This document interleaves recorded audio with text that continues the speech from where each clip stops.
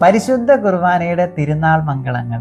800 വർഷത്തെ പാരമ്പര്യത്തിൻ്റെ കഥ ഈ തിരുനാളിന് നമ്മളോട് പങ്കുവെക്കാനുണ്ട്. ജൂലിയാന എന്ന് പറയുന്ന ഒരു 16കാരി അഗസ്റ്റീനിയൻ സന്യാസിനിക്ക് 13-ാം നൂറ്റാണ്ടിൻ്റെ ആരംഭത്തിൽ ഈശോ ഒരു ദർശനം നൽകുകയുണ്ടായി. ഈശോ അന്ന് പറഞ്ഞു, എൻ്റെ വിശുദ്ധ കുർബാനയുടെ തിരുനാൾ നിങ്ങൾ ആചരിക്കേണ്ടതുണ്ട്. പെസഹ വ്യാഴാഴ്ച വിശുദ്ധ കുർബാനയുടെ തിരുനാൾ തന്നെയാണ്. എന്നാൽ എൻ്റെ മരണ തിരുവുദ്ധാന രഹസ്യങ്ങൾ അന്ന് ചർച്ചാ വിഷയമാകുന്നു. അതുകൊണ്ട് തന്നെ ഒരു പ്രത്യേക ദിനത്തിൽ നിങ്ങൾ വിശുദ്ധ കുർബാനയുടെ തിരുനാൾ ആചരിക്കേണ്ടതുണ്ട്. 3 കാരണങ്ങൾ, 3 നിർദ്ദേശങ്ങൾ ഈശോ ഇതിനായിട്ട് മുൻപോട്ട് വയ്ക്കുന്നുണ്ട്. 3 ലക്ഷ്യങ്ങൾ.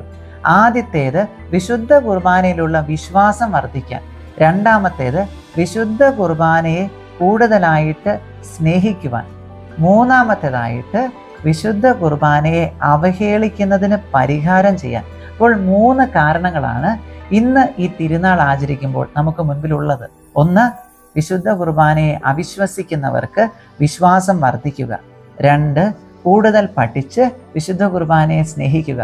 മൂന്നാമത്തേത് അവഹേളനാപാത്രമാകുന്നുണ്ട് പരിശുദ്ധ പരമ ദിവ്യകാരുണ്യം. പലപ്പോഴും ആ അവഹേളനങ്ങൾക്ക് ഒരു പരിഹാരമായി പൂർണ്ണ ഹൃദയത്തോടെ ആത്മാർത്ഥതയോടെ വിശുദ്ധ കുർബാനയെ ആരാധിക്കാൻ. യോഹന്നാന്റെ സുവിശേഷം 6:56 തിരുവചനം പറഞ്ഞു വെക്കുന്നു, എൻ്റെ ശരീരം ഭക്ഷിക്കുകയും എൻ്റെ രക്തം പാനം ചെയ്യുകയും ചെയ്യുന്നവൻ എന്നിലും ഞാൻ അവനിലും വസിക്കും.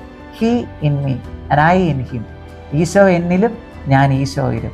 ദിവ്യ കാരുണ്യം. വിശുദ്ധ കുർബാനയെ വിശേഷിപ്പിക്കുന്ന ഏറ്റവും സുന്ദരമായ പദം ദിവ്യമായ കാരുണ്യം തന്നെയാണ്. ഈ തിരുനാളിൻ്റെ മംഗളങ്ങൾ നേർന്നു.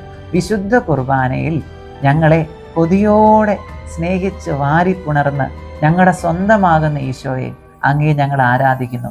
പരിശുദ്ധ പരമ ദിവ്യ കാരുണ്യത്തിന് എന്നേരവും ആരാധനയും സ്തുതിയും പുകഴ്ചയും ഉണ്ടായിരിക്കട്ടെ.